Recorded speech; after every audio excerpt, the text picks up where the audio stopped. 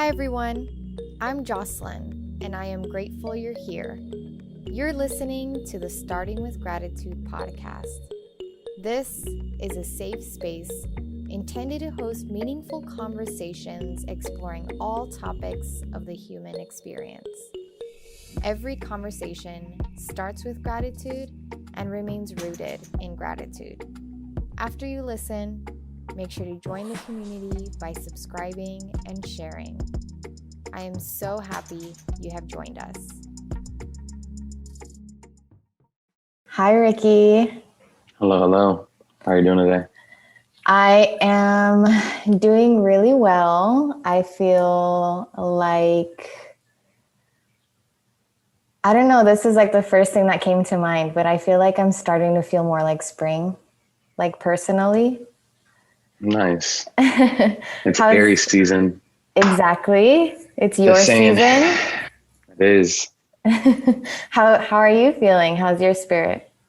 I'm good. I am in great spirits. As you mentioned, it is my season. I have a birthday coming up in a couple of days and just have been surrounded around a lot of good love and people celebrating me lately. So it's been fun. Yeah. Well, before we get into our conversation, I'm going to ask you to share your expression of gratitude with us. First and foremost, I'm grateful to be alive. Everything else is the cherry on top. I'm grateful for my newfound peace. I'm grateful for the real love I'm surrounded and supported by. I'm grateful for my health, grateful for my family, grateful for the roof over my head and the place I call home. I'm grateful that I've learned to be present. I'm grateful that I wake up every day and I do what I love for work. I'm grateful for the hardships and the lessons that have shaped me to be the man that I currently am. And overall, I'm just grateful to even be able to reflect on my gratefulness. Yeah. Just being present. Yeah. That's beautiful. Thank you for sharing that and for participating in my exercise. Yeah, no, it was, it's something that I feel like I tell myself I should do it more. But actually writing it down, had me thinking more than just me, like in my mind, like, oh, you know what? Today's a beautiful day. Thank you, God, for that, Yeah. But yeah, thank you for allowing me to be part of that. Yeah. Honored. You mentioned that you feel grateful for your newfound peace. I do. I definitely do. It's been a year for everyone, and I transitioned to living alone and being more in my thoughts. I tended to, just spiral into a certain thought, and then it just take me into like a negative space. But I'm just grateful for my newfound peace. And once again, just being present, not focusing too much on the past or the future, and just living in the moment. Yeah. How is it? Is this I think we talked about this before, but is this your first time like living alone in LA? Like having your own place? Officially, yes. At the beginning, around this time last year for my birthday month, I took over my old apartment. But even then, signing a lease with a roommate, and even if he moved out, it still necessarily didn't feel mine because it was a decision that we both made together to move there. But in the space that I am now, I definitely can say that this is my first real time, and I was really picky about where and how I live. So I'm just happy to be here. Yeah. How has that experience been for you living alone? I know you mentioned like it's been a process in regards to like just you being more alone with your thoughts. Mm-hmm. What do you feel you've kind of learned in just being in your own space? I learned that I'm really funny because I make myself laugh. I've learned that I am more tidy and cleaner than I ever thought. Having your own space and leaving something there, it's going to be there when you get back, So I definitely learned that I'm a really tidy person. I think I have OCD, honestly. Mm-hmm.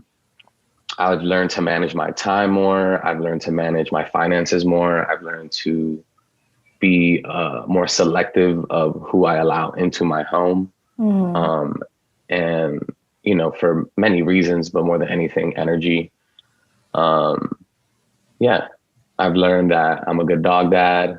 Yeah. And yeah, I'm also grateful for him. I'm mad that I didn't include him in my grateful list. I'm very Well, grateful for my dog because he's been my companion throughout all this time. yeah, I know dogs can be like a huge emotional support. Yeah, and I think for us, it's one of those things like I rescued him, but he rescued me. Yeah. And like we're very much each other's emotional support animals. Yeah. Sometimes I think that he takes care of me more than I take care of him. Mm-hmm. But yeah, that's my guy. Yeah, he is very sweet. You have your birthday coming up, I do, April 12th. and you also have a pretty big solo trip coming up too. I also do. How are you feeling about this really new season that you're stepping into in your life? It's pretty like bittersweet in the sense, I guess I would say. Um, I feel like we tend to be our own worst critics when we should also be our number one supporters. But, you're very hard on yourself as to when to take a break, how to take a break. Oh, if it isn't with a lover or with friends, then I can't do it either. But it's something I've never done. I've never taken a solo trip, let alone to a country that I've never been. And I'm kind of going in it blindly, like outside of getting like a driver to take me to my Airbnb. I don't think that I've planned or plan to plan anything else. Yeah. I'm just going to get there and just see where life takes me. What inspired you? Because I feel like you don't just randomly book. I mean, you do, but when it comes to like it being your first time and you going alone, like, was it a very spontaneous thing that, like what inspired it? The simple fact that I've never done it. So I actually read something and it was like, when was the last time you did something for the first time? And for me, I was set back because I was like, damn, it's been a while. Like whether reading a book in a sitting or taking a solo trip, like I was just like, I need to do that more. And like I said, we're so hard on ourselves. And this past year with this pandemic, I celebrated my last birthday on a Zoom call. Mm-hmm. So being able to now safely travel once again with the restrictions that we can, I was just like, you know what? I'm taking a vacation. I'm putting myself first for the first time. Something that I've always put someone else first, whether family, friends, a lover, work. Like I just caught myself giving so much to everyone. And I was just like, yo, I'm gonna just do it. I was also celebrating like a really good work opportunity that I accomplished. And literally I just sat down and I was like, if I don't book this flight, I'll never do it. Like, and just booked the Airbnb. And that was like almost at the beginning of the year. Mm-hmm. It was like around my sister's birthday. So like January 24th ish, around there. Mm. And it just crept up. Like, I'm just like, can't even believe that it's in a couple of days because I haven't packed. But once again, I'm going in this blind. So, but yeah. What would you say? I mean, I don't know if you've reflected on this yet, and I'm sure you will on your trip, but what would you say are some of like the lessons that you've learned in this birth year of your life that you are transitioning out of soon? So it was 27 for me. I'm not like superstitious or anything, but obviously like the 27 Club is like a renowned thing. Yeah, I remember So you told me about that, and I was like, don't tell me more, because I'm still in the midst yeah. of that. And then on top of that, you know, the world completely was at a pause and no one knew what to do, how to do it, what was going to even happen. Mm, I feel like for everyone, but for us being America and, you know, the best country and so forth and so on, I just never saw it getting as crazy as it did. Granted, we had one of the worst leaders known to pass possible mankind, but even then, I just never saw it getting to the point that we're still even in, you know, like here in mm, LA, like, you know, we're barely just being able to go to a gym or a movie theater or, you know, eat indoors, and that's still at capacities. So this past year, just overall, I felt like I have an asterisk on 27. Like it was difficult, but not difficult for me. It was difficult for everyone. But yeah. it was very transitional. And I just had to sit with myself and really figure out what is it that I want. You know, Mm, you reach successes, you attain things, you experience love, you know, you grow up, and sometimes it just goes by so quick that you have to take a second to look back and be like, whoa, like all of this is happening and I need to be grateful for it, but also a little bit more present. mm-hmm. And then that's when I started practicing just literally living in the moment, because I'm an overthinker.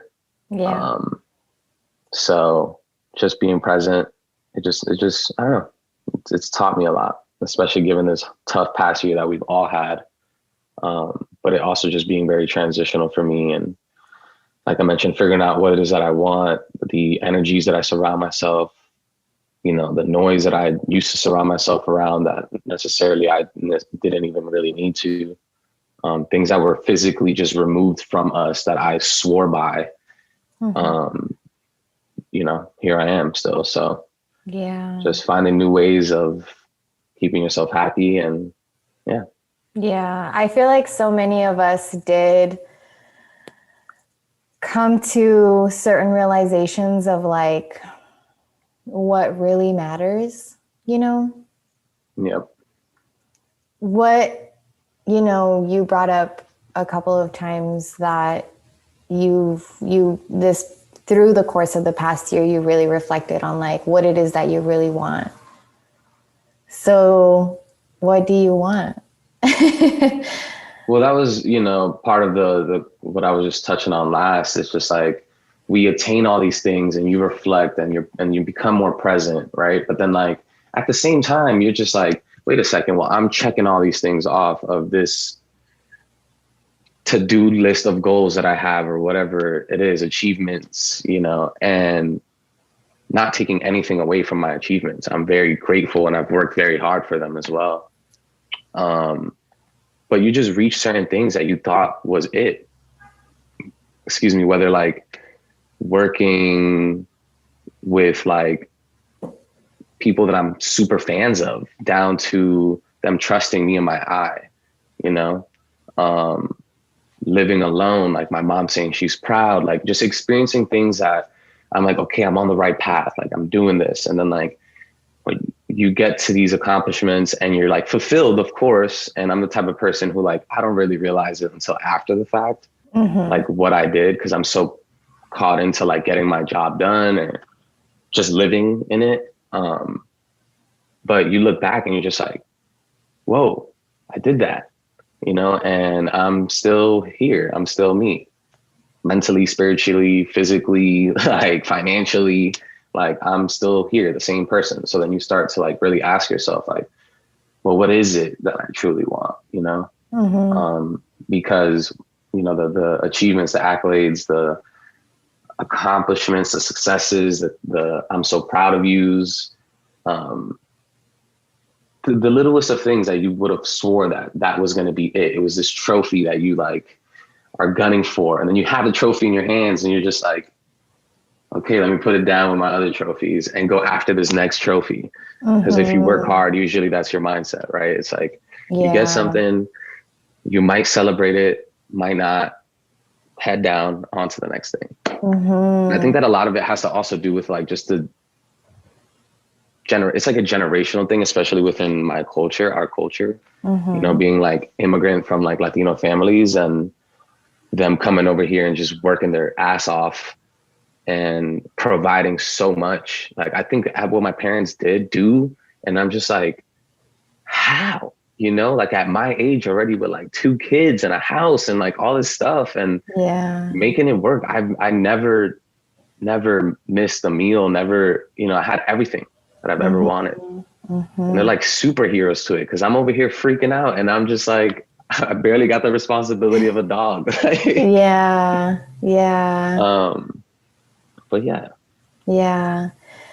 I feel like I've caught myself in those moments too, where I was like, especially in like my busiest of seasons, where it's like one project after another. And I remember like just getting a project done. And like you said, like we are proud and it is amazing and it is like fulfilling and what we wanted and what we worked hard for. But then you almost like catch yourself just like immediately going after the next thing and like moving on from things so quickly. I feel like I got to the point at some point where I asked myself, like, I love being ambitious, but like, when does it end? Like, when is it enough? Like, when is it like, I don't know. It was just like, no, yeah, I feel you. You know, like tiring, I guess, in a sense, to just always be consistently like just striving for more. And it was never like, girl, like give yourself some time to reflect on this one thing that you just did that was amazing. And like, yeah, like go for the next thing, but also give yourself that space to like really sit in the win, you know? I've just concluded, at least for this period in my life, you know, the older you get, the wiser, of course, but the it goal, like the maximum achievement, whatever, is honestly just the process of living. Like, we'll always want something more. Even, you know, the richest of the richest of people are missing things that don't make them happy, you know? So clearly money isn't it, or like what you have, you know, like, wealth is of the heart and mind at the end of the day. And I think that a lot of it comes from us thinking that like the more successful you get, the happier you'll be. And of course it comes with it, you know, but I think that we get so caught up on trying to be that successful that you forget to just like enjoy the process, like live in that moment, you know, and be present, because God forbid, you don't even know if tomorrow's promised, you know, and like we're over here stressed so much about like creating a solution to a problem that hasn't even occurred yet, just because of the fact that like, you're just so on it, you know, where like you said, it's just like, yo, just be proud that you just finished accomplishing this major thing, or like, hey, you just woke up today, you know, like it's down to the littlest of things like that lately I've just been really grateful for, you know. And like I said, I'm an overthinker and an overachiever at that too. Like, I love to work, and there's times where you just got to be like, not right now, relax, you know. And we are very fortunate to also like more or less move on our own terms with what we do for work, as far as yourself and I. And we've talked about it, you know, where it's just like, you still have to set these routines and like wake up at a certain time and to keep you motivated, because literally no one else is, you know. But yeah, I think it's just being present, enjoying that process. That's my it. It's at least currently. No, it really is like something that I remind myself often. And I think this applies to everything. whether it's your healing journey or your professional journey or just any journey that you have in life, it's all about the journey and not the destination. You know, I think we do, like you said, get so attached to the destination where it's like, actually, it's all about the process. Like, it's all about the journey. And another thing that I have reflected on when it comes to all of this is like validation. Because when work slowed down for me last year, I realized just how much I attached my validation through my work, like external validation. And I really had to, like, one of the biggest things for me last year was like self-validating as often as possible.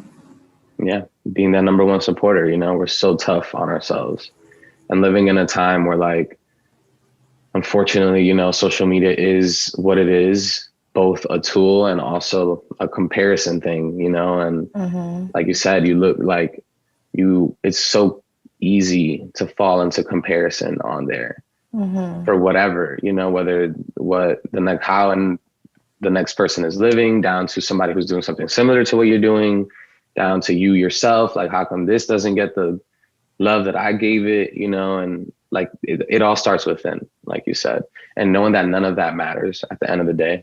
You know, and if this past year hasn't taught anyone that, I hope y'all see that none of this social media stuff matters, because at the end of the day, we are all the same people. Yeah. You know, we all struggled and went through what we went through as a world within this past year. There wasn't one person that I know who has not been affected by this, at least to the littlest of bits. For sure. You know, if they say that they aren't or haven't been. Yeah. But yeah, it's just that self-validation and just knowing that what you're doing, you're happy with.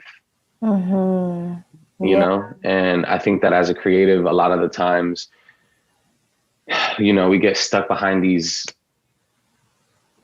rules that we create for no reasons, and these walls just because we necessarily think that that's how everyone else is doing it, just because you might once again compare and see like, well, if this person's putting out X amount of things in X amount of time, then I have to do it in that way, you know? And as an artist, you can't do that because we're not content creators, you know, we're artists at the end of the day. And there's a story that needs to be told and shared. And I try to just remember that. And a good friend of mine who I always ask, like, hey, what do you think about this? Do you think it's cool for me to put out? And he just always says the same thing back. He'll say, are you happy with it? Then that'll answer what you want. You know, like, as long as you're happy with it, it doesn't matter. Even if it is your best friend or, you know, a boss or whoever, like, it doesn't matter. As long as you're happy with it, put it out there. You know, someone's bound to connect. And even if no one does, you did, you know, and it's your work at the end of the day. And on top of the fact, like I said, none of it even matters on a social media platform. Like, you should be creating and hopefully archiving or have it on a website or like have something for you. Because if tomorrow Instagram just wipes away, then, you know, who are you when everything is just gone? You know, like, are you still you? Are you still moving with purpose? Like, are you doing things to be seen, you know, or are you doing things because you genuinely want to do them? And hopefully it's just because you genuinely want to do them. Yeah, it really is all about just doing what makes you feel good. Like, as I've kind of held more space for creating in different ways, you know, sometimes when you share new stuff on socials or things look a little different, the algorithm isn't necessarily with you, or like the people following you are not used to like different versions of your work. I've realized, like, I've become more, I've cared less about like numbers as I started to create things that I genuinely love. Because when I'm putting it out there, it's like, well, I genuinely love it. I do care, you know, if you guys like it too, but it's not going to stop me from putting it out in the world because I love it, you know? Yep. And that's how it should be. Yeah. Or at least we need to continue to practice it to be that way. Yeah. Like you said, of course, you care enough to see that everybody else enjoys it the same way that you enjoyed making it, or, you know, hopefully, especially from a person like yourself, that it helps somebody, and somebody can relate, and it just hits them and near and dear to their heart. And then after that, to me, I'm just like, I won, like somebody related to this, cool. Even if it's, like I said, one person. Yeah. Like, yeah. You are someone who creates very intentionally. And I feel like this all applies a lot to your work too, and just kind of trusting the process of your work, trusting like your own pace. Do you feel like you're 100% at that space now where you like trust your process? I mean, I think it's an ongoing thing always, right? Like evolving and all that, but I'm as close as to be to it, I guess I would say. I definitely, like you said, create intentionally. I create for me. I no matter how much or how busy I am with work, I'm constantly doing passion projects. It's like the weird mechanism in my brain that works where like I can only accomplish my client work well if I'm creating something for me to keep the creative juices flowing. I think that a lot of people also get or maybe they're just misinformed with like how a creative or an artist works, especially myself, who I do many things. And they think like, oh, well, all you got to do is press a button and take that picture. Right. And like, yes, but no. There's a lot of prepping and a lot of things and conversations and, business side of things that people think that creatives just don't deal with, that cause stress to the normal creative, because all we should focus on or would love to focus on is the creative, so the way that I balance it is by also creating intentionally passion projects that hopefully resonate and move people. I feel like overall, I'm just a storyteller, no matter how I choose to do so. And I hope that I can create something that you can relate to. Yeah. That's all I want to do.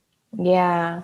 What would you say is a project, doesn't have to be recent, but one that really meant a lot to you? I mean, I'm sure they all do, but one that was like just very personal.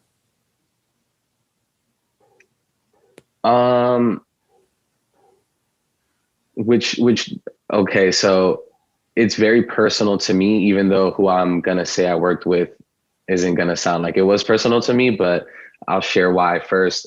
So as I mentioned, when I do client projects, I love to do my passion projects first. And I've been in places where I'm entering a meeting and they have my passion projects as the mood board. None of the actual client work that I've put up and shared, but the passion projects are up there. So that to me, since seeing that and seeing it a lot more recently, reminds me to continue doing my passion projects, because you'll never know when opportunity meets your preparation. And the project that was very personal to me and near and dear to my heart was last year. I co-directed alongside Usher a music video for a song that he dropped called I Cry. And this was during middle of the pandemic. We got, rest in peace, George Floyd. We have all these things going on in the world on top of like the pandemic as well. The marches, like the riots, like this is like mid-June, going almost into July, and Usher released a very relatable song to that moment in time. And I was very fortunate enough to direct for the director. I was director of photography as well for the video, but it was a really cool experience because it was just me and him and one of his managers. There was no other crew. I was in his home. It was just a very intimate moment, outside of also just me being a ridiculous fan of the legend, the living legend that he is. Yeah. We were he was so chill. And I just remember him being a great dad too. And I was just like, it was one of those moments where you get to a accomplishment of yours and you're like, oh, my life is gonna change after this, clearly, right? And I get to it, and then I experienced what I experienced with him, and then I saw how humble, and just like we all are human. And it just reminded me once again, like, my mom for the first time saying she's proud of like something that I did because she saw the music video, obviously knows who Usher is. But it just reminded me once again, like, the moment for me was so special because I was present and I was just like in it and I enjoyed it. I didn't go in thinking about like, oh, I'm going to direct this for Usher and so-and-so is going to start hitting me up and I can start charging this and I'm going to be looked at differently. And like, finally, little old Ricky's going to get his shine. Like, I just went in it first as a fan, and two, once again, in a time where literally like peak pandemic, crazy COVID tests prior to meeting, and like even how we had to work. That's why there was no extra crew and cast, so even the process of creating that video was just so personal between me and him that it's just something that I'll forever hold near and dear to my heart. Yeah. And it seems like it's not like, given like what the context of the video was, I feel like it made it all the more personal and special, especially with like everything, like you said, that we were going through in the world. Yeah. Like the song itself it was a very impactful, beautiful song. Obviously it's called I Cry, so it's not a spoiler that he cries in the video, but even then, like, if you guys decide to go watch the video after the fact, like it was a one take and that was the first take. Like it was so powerful and natural, and he cried just like out of emotion. That that was it. We did so many different edits. We tried to go around it, but like every single time we just came right back to it just being that. And also like my work is alongside of the Gordon Parks Foundation. We used the photography from them, and Gordon Parks, a legend, and being able to combine my work with his work, and it was just so surreal and like very near and dear to my heart. That's all. Yeah, thank you for sharing. Yeah, thank you for asking. Now that you're stepping into 28, what are your intentions for this new year that you're stepping into? I mean, you're starting it off in a very beautiful new way. Yeah. And I think if that might just answer for you, just putting myself first. Like I said, I've just been always the type to, and I don't think it's something that I'll ever just fully let go of. Like I'm just that type of person. Like I love to put people first and make sure that everyone before me is good and happy and well. But obviously you have to be well within, and you have to be, once again, your number one supporter. So you can be this anchor to other people. But just putting myself first and continuing to establish myself more with my career. I'm looking forward to hopefully having a studio space within the next couple of months, God willing. And yeah, just being present. That's been my mantra all year now. Yeah. So I just want to continue to do that and practice that, to just be present. Yeah. How have you been practicing that? Like in your day-to-day? Yeah, I mean, I'm someone who also, I don't want to, trying to be better, not saying suffer from anxiety or suffer from mental health things, but who goes through anxiety and mental health things. And it comes down to literally just for me, like breathing, doing your reset, you count to 10.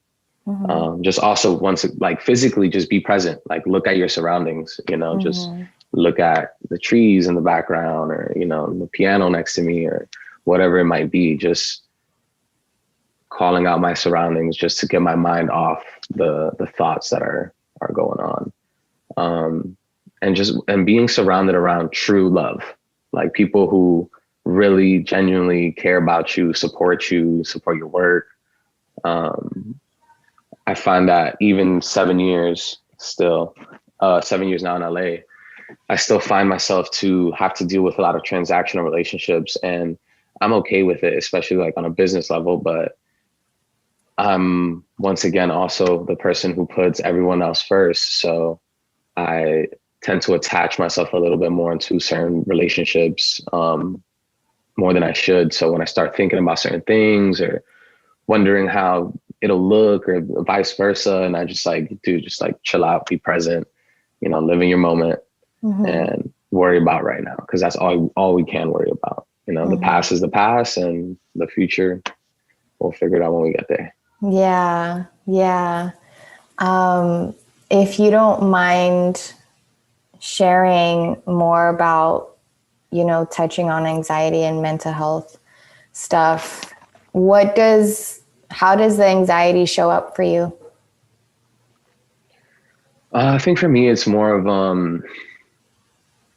situational at times, like things that can be triggering, that cause the power of overthinking. And then it just like spirals into just more and more and more thoughts.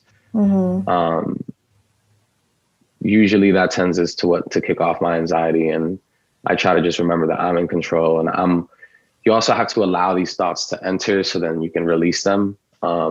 It's something that I practice because you are in control of your own thoughts.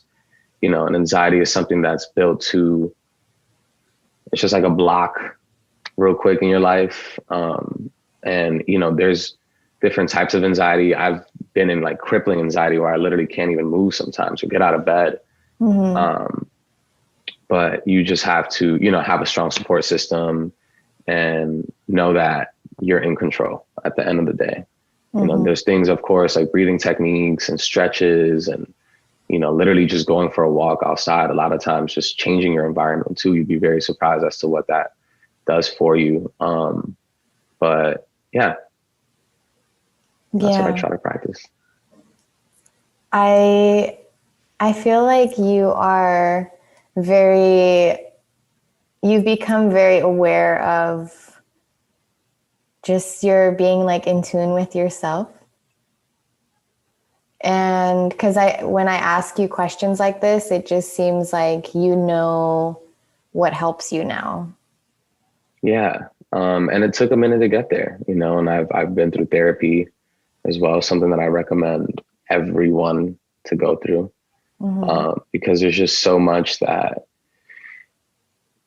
you can learn about yourself and how to control yourself in situations. And I feel like a lot of the times we freak out, but you have control over your reaction, so no matter what happens in life, how you react to it is normally how, you bring in or you take in that information.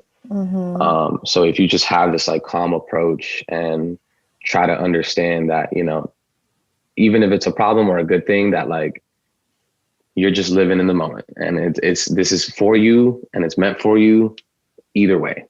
And you have to address it head on.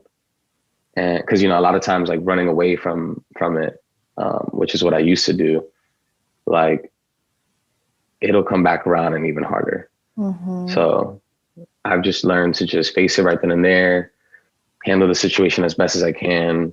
And as long as I know that I did my best and like right intention, then I'm okay with whatever and however the outcome comes. And that's with like anything in my life these days.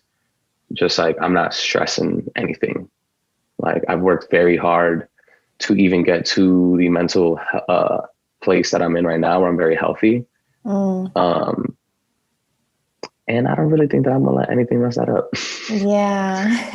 Or at least I'm trying not to, and me talking to myself, it's just things that you still have to, it's like a daily job damn near to just keep this like positive mindset practice going and going and going.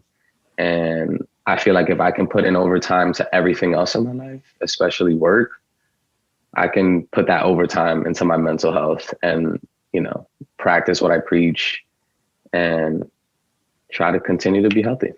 Yeah, because like you said, if we're not well within ourselves, like that's going to reflect on everything that we do in our work, in our relationships. So it is like just so important for us to prioritize our well-being. Mm-hmm. Yeah.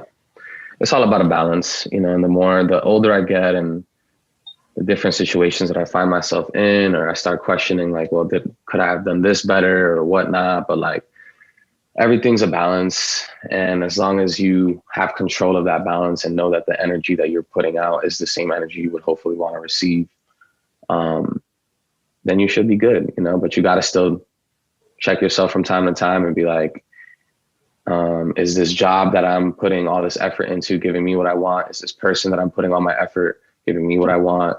You know, whatever it might be in your life, just like you have to check yourself from time to time and be like, okay, is it worth it? Because if not, you got to move forward. Yeah. You know, your mental peace should matter the most out of everything in life. For sure. What would you say is your biggest or one of your biggest takeaways from therapy or from the therapist that you had? I mean, I can only speak for myself, but I feel like a lot of it is deeper than what we even think. Mm-hmm. And it stems from even things from like your childhood, where you have this like defense mechanism up because of certain things that have happened to you before. Mm-hmm. And you either tend to, what I've learned is we are in a place where a lot of people carry this hurt or this pain around and tend to just pass that energy on to other things or other people. Mm-hmm. And it's sad that a lot of times it happens with other people, because then that person then feels responsible for this energy that this person is carrying. Mm-hmm. And they're trying to figure it out while they also have things going on. And then it's this like weird thing going on, and then just they pass it on to the next person, and it's just like this revolving cycle instead of just facing, you know, what it is. And that's why I tell everyone that they should go to therapy, because it's just things that you might not even like notice that that's why you are so introverted, or you're so protected, or, you know, however it is that you move and you're trying to be like a different or like a better version of yourself. And you're like, but why can't I? Mm-hmm. And the things that I've personally taken away from there is that it's just that, you know, we tend to carry a lot of things that because we don't have someone to talk to, or we don't want to talk to anybody about them, because we don't want them to feel responsible for the weight that we're carrying. Mm-hmm. So when we have moments to discuss things, we either do too much or don't say enough. And then it's this revolving cycle that continues, where I hope and I wish that everyone seeks therapy, you know, because as much as you talk to your close friends or family or a lover or whatever, like they are there for you, of course, but they also have their own things. And this is like a professional who, you know, they're doing this as a career to alleviate that stress or conversations that you normally have with a friend. And not saying that you can't have these conversations with friends, but you just have to be cautious of how, when, where, and even why you're having these conversations with these friends, because once again, you don't know what this person is going through. And a lot of the times the strongest people are the ones going through, you know, like the hardest of hardships. So I just felt like going to a therapist was an unbiased opinion. And I really felt like I could just like tell them whatever, because they're not going to judge me because they don't know me necessarily. Right. And it felt like healthy venting, because a lot of times when you vent, you almost feel like it's like once again, a burden. Like you're just like, here I am, they're asking me how am I doing? And I'm just going to say I'm great, you know, because I don't want to really tell you what's going on.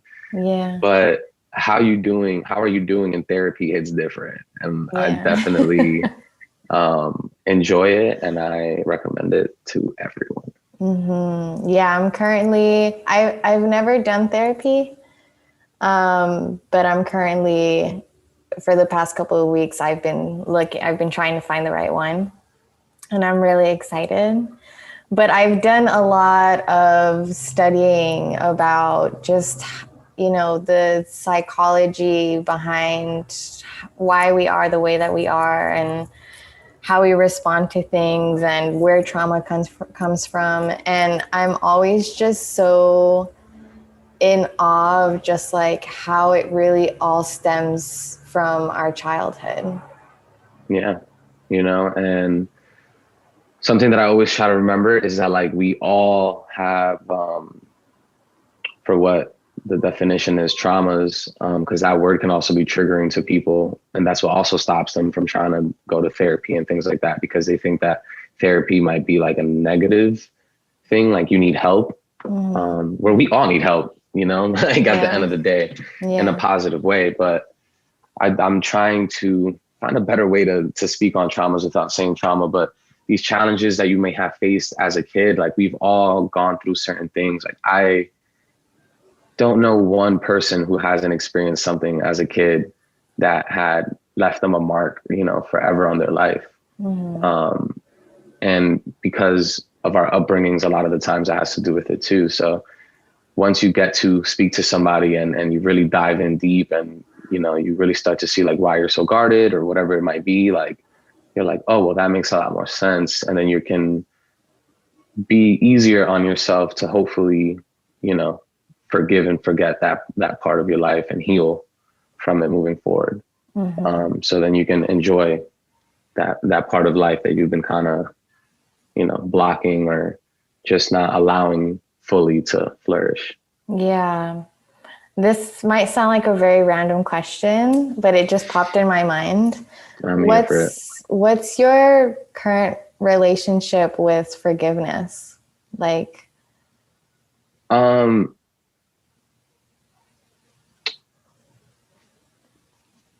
so my wallpaper, I'm bringing this up right now. It's from the 7 Agreements.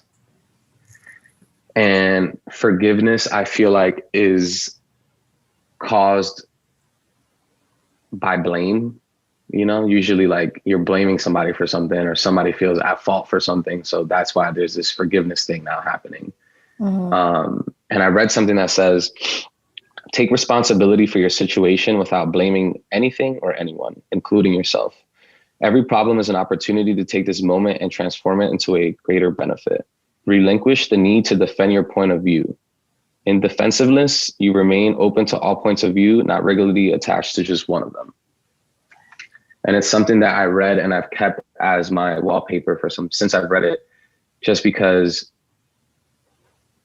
once you enter a situation where you feel like, yo, I deserve an apology, or I'm feeling some type of way about this, or you leave something and like you may have not been able to like fully explain yourself, or you felt misunderstood. Like a lot of it is just you having the need to defend your point of view, and or want some type of apology, or now it's like this topic of forgiveness. And now like, if there's no need to forgive in the first place, you hopefully don't even have to get to that point, because you shouldn't be blaming anyone, not the person, not yourself, not the situation. Like you need to be okay with that. This is just life at the moment. It is what it is. Don't try to defend it, because you could be blocking out other points of views that can help you heal even. A lot of the times we're being so defensive and like, no, but you don't understand me, but I have my point of view. We're like, this person could easily be saying something that could just relinquish you from everything that you even thought you were about to say and that you're so like willing to defend for. So it's just like, live and let go. It's just like, I myself these days, I don't have anybody to forgive. Even if we see differently than what we used to see, like I'm okay with that. Like you can see it your way, I can see it my way. Two things can coexist at once. I just don't have the need for like negative energy or like doing things out of spite or like this bad karma that can like easily be like provoked by us just like feeling some type of way. You want me to apologize, or I want you to apologize, or you didn't feel like you said this how you wanted to, but like, why are we actually even here?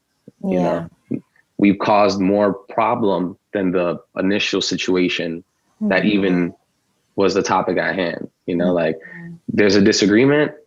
Cool. If we can't get past it, that's okay.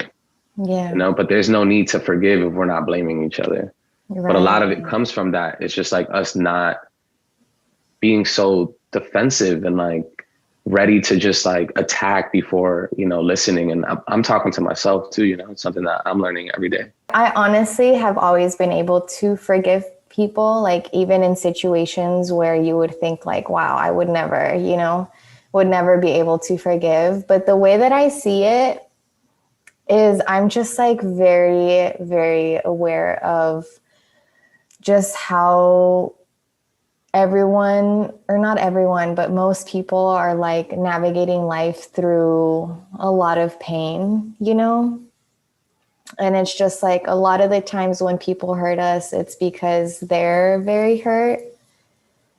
And so it's just like, I just feel grateful to be someone who can heal themselves and be able to forgive and understand that it really, the pain that others cause me really doesn't have anything to do with me. And it wasn't personal, And it's not an easy thing to do. And that's why I say these things out loud, because I'm talking to myself, when I'm speaking these words, it's just to remind myself, but it's not an easy thing to do or an easy process. I'm not saying that like you're going to forgive somebody who truly caused you pain and hurt and possible trauma just because of the fact that like Ricky's telling you to just, forgive. And like, it's not going to be an easy process. But once you come to that true realization that like you mentioned, and like I was talking about earlier, like everyone has pain. And a lot of times, like they just pass this energy on in ways that they don't mean. A lot of the times it's not even intentional. Like there's, the pain that we're talking about versus like some life and death type of pain. Like that's of course like a different topic, but like the hurts that we go through in life, through people, like that's just something that, instead of forgive, like, why don't we thank them? Like instead of saying, hey, I forgive you for this. Like, I thank you for this, thank you for allowing me to be in your presence for however you allowed it to be. I'm sorry if I've ever caused any type of pain for you. But hey, let's end whatever type of thing that we have here, just because I don't want to see you or this in a different light. And like, let's just move forward.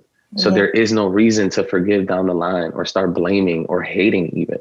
That's why people fall off and you lose relationships, whether lovers, whether friends, that like family members, even, that just because there was a disagreement or you guys saw things differently and you didn't come eye to eye for that one thing, you threw away all this real love that you proclaim just over indifferences.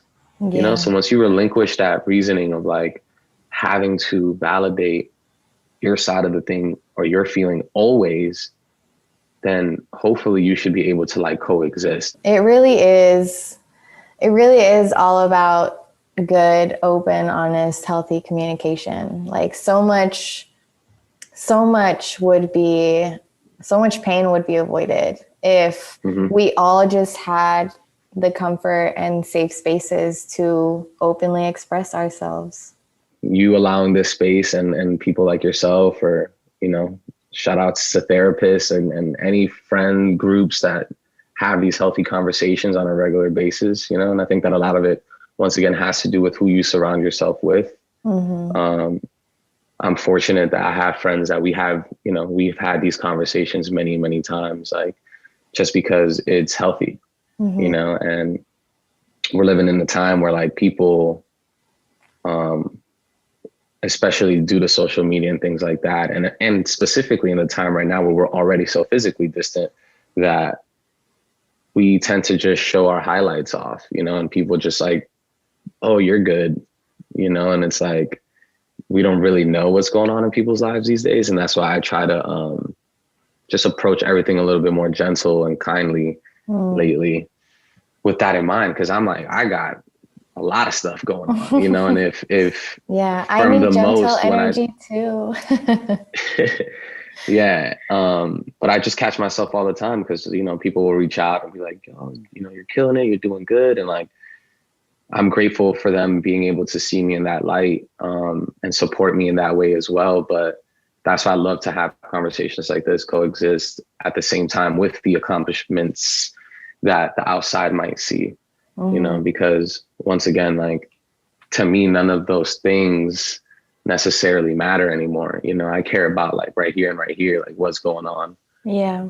And within my people, you know, like when one of my friends are going through something, I'm through it right there with them, you know, because I want them to know that I'm there for them. And I also, you know, we're living in times where like, you just got to feel a little bit more. Yeah. It'll help you be more human, and we need more of that. Yeah, I agree. The last question that I want to ask you is, what do you feel like you are currently overcoming? I think just the overall, you know, we talked about it a bit with either the social media or like the reason why I create the work that I create and why it's intentional, but just the overall, like, thinking that I have to please anybody but me, with life in general. You know, like I've beat myself up so much to the point where it triggers anxiety or, you know, like a depression state, just because I think that I have to prove something to anybody but myself.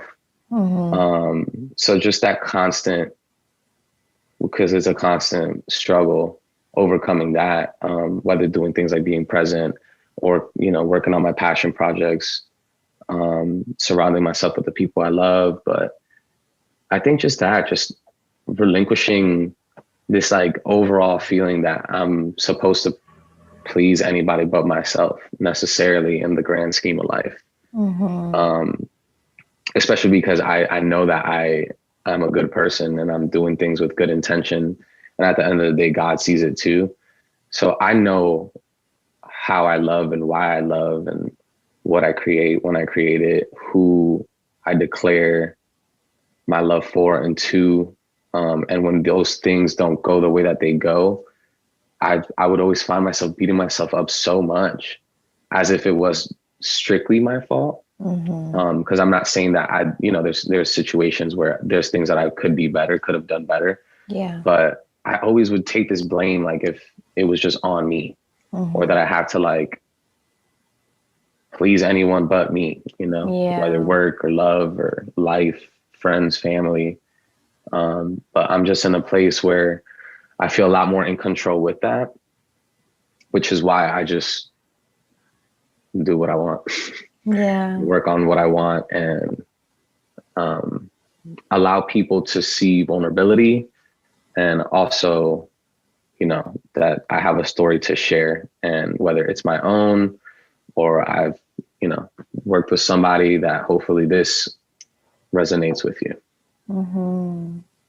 What a beautiful conversation. Thank you for sharing everything that you shared, and just for the overall calmness energy in this conversation. I feel like what I've kind of taken away from what you've expressed is that you're really stepping into a season of just prioritizing your overall like well-being, like within yourself. And I mean, you're already in the midst of any chaos that you may have experienced in the past. Like, you already created very beautiful things. So I can just imagine what you'll create from this new space, you know? So I'm excited to see that. And I'm excited for you to go on your trip and have that experience. And I know for sure that you'll have your own studio soon. Thank you. And thank you for having me on here. I think what you do is amazing. And I'm comfortable because you make it comfortable. You know, it's a safe space. And I hope that more and more people continue to listen to these conversations because they are very necessary for just life where we're at right now. And for people to know that it's okay to seek out for help or have conversations like this regularly. It's okay and it's normal and it's healthy. Yeah, it really is okay to not be okay. Like, it really is. Right. That's the only way you'll get better, is realizing it first.